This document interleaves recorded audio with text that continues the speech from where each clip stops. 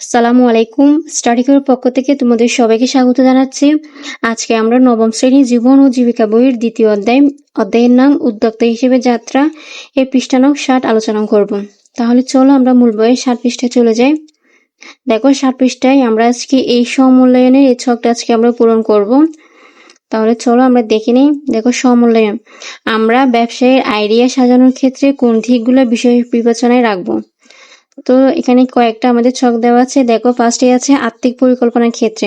তো এক্ষেত্রে দোকান ভাড়া, মার্কেটিং ও প্রচারণার খরচ, পণ্য পরিবহন ও সরবরাহ খরচ, অর্থাৎ এখানে কোন কোন খরচ আমাদের মাথায় রাখতে হবে সেগুলো তালিকা করা হলো।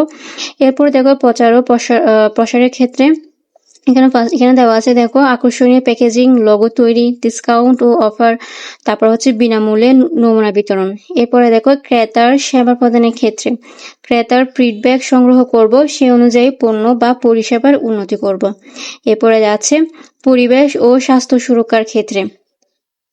তো এই ক্ষেত্রে দেখো প্রক্রিয়াজাতকরণ ও সংরক্ষণে কোনো প্রকার প্রাণীকুল ও পরিবেশের ক্ষতি হচ্ছে কিনা তা বিবেচনা করব।